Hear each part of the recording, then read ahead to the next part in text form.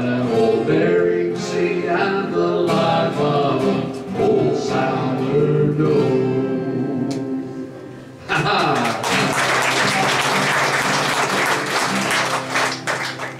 Other things you should know about Tok. You are in the most American town in the United States because we have freedom here that most people lost long ago. We have refused to organize ourselves into any form of local government. We have no elected officials, no governing body, no local laws, because there's nobody to pass them. No local law enforcement, because there's no laws to enforce. You're in a hot, cold frontier town with no politicians, laws, or local law enforcement.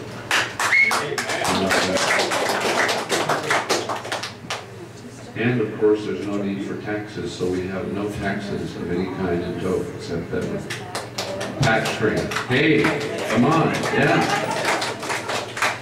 But what really breaks my heart to have to tell you is that we don't have a single attorney in our town. Come on now, come on.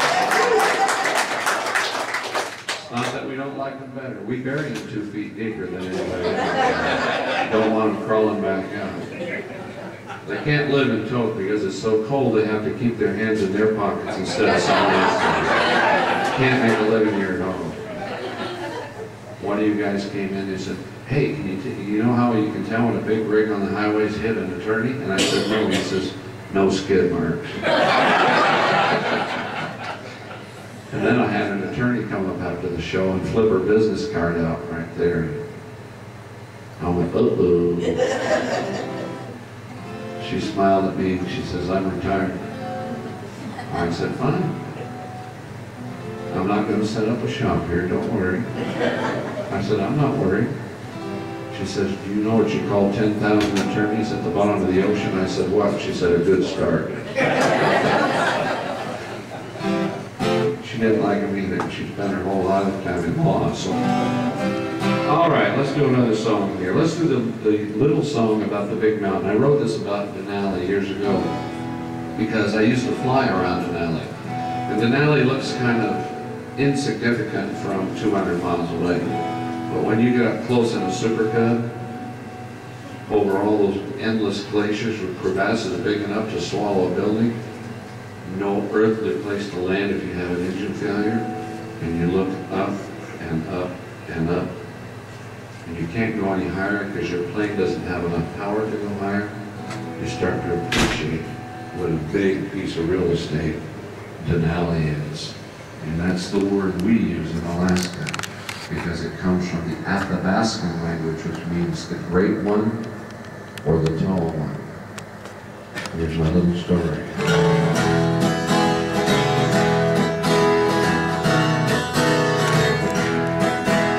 Denali, you're the great one. You stand alone in the sky, looking over Alaska, watching the eagles fly. People have climbed you, rivers entwine you, and your breath is 50 below.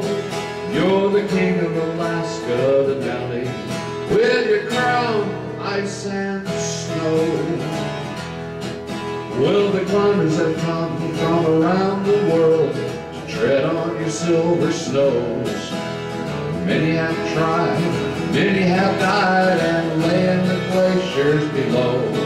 And even those who claim your summit's fame leave some pieces behind. You're the king of Alaska, Denali, and you prove it time after time. 'Cause you're Denali, you're the great one. You stand alone in the sky, looking over Alaska, watching the eagles fly. People have climbed you, rivers entwine you, and your breath is 50 below. You're the king of Alaska, Denali, with your crown of ice and snow. Well, men have moiled for gold and oil for centuries, it seems. Will they stake their claims, scrape your veins to satisfy their dreams? Ah, but when it comes down to what's been found, and who can stand the test, there's only one here in Alaska, and you tower above the rest. 'Cause you're Denali, you're the great one, you stand alone in the sky, looking over Alaska, watching the eagles fly. People have climbed you, rivers entwine you, and your breath is 50 below. You're the king of Alaska, Denali, with the crown, ice and snow.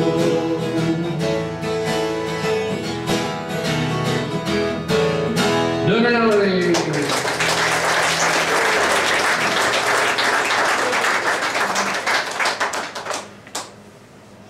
Well, the frontier is dead honest. If you treat it with respect, you do your homework, you cover your bases, it's just the greatest.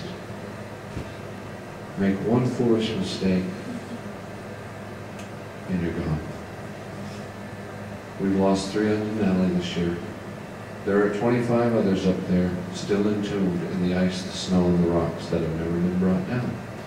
Over 125 total given their life. And when I say in that song, even those who claim your summit's fame leave some pieces behind, I don't mean just fingers and toes, because you couldn't count all the hundreds that have come off because of frostbite on Denali. I mean your brain cells. Most people don't do a lot of oxygen to climb.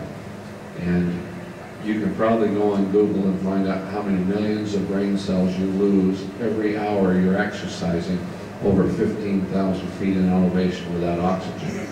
But you don't come down from Denali with the same brain that you went up with. You have paid a price. And so I guess it just has to be climbed because it's there. But Alaskans go through heartache and heartbreak when they know someone's in trouble on the mountain. Remember the movie years ago that Disney put out called Third Man on the Mountain? It was about the first climbing of the Matterhorn.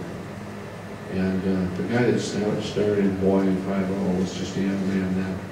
But that's the way it was in Zermatt and in the Alps. They would watch through telescopes, and they would literally see people fall and literally know when people were trapped. Or when a storm came in, like the first person that we lost this year in June, he was at 14,000 feet. I believe it was 14. And he wanted to solo. He thought he could get up and back before the storm came in. His buddies stayed in camp. He went. He never came back. The storm came in, and he vanished. So Alaskans, be aware, see the mountain with a little bit of sympathy and a little bit of sadness and a great deal of respect. That is a mountain to be respected. And I hope you, how many have actually ever seen it? All right. It's a big piece of real estate, isn't it? Do you know that when you can see it fully on a clear day, you're seeing more mountain than if you looked at Everest? Everest is higher, but the base of Everest is much higher in elevation. So the net elevation of Everest is less than Denali. So you're actually seeing more mountain when you see Denali. It is an incredible piece of real estate. Now we'll move on to cheerier topics. Have I got you all bummed yet? I think it's worthwhile just to know these things when you're in Alaska. It means a lot to Alaskans that you know and that you care and you respect the way they feel. They'll appreciate it.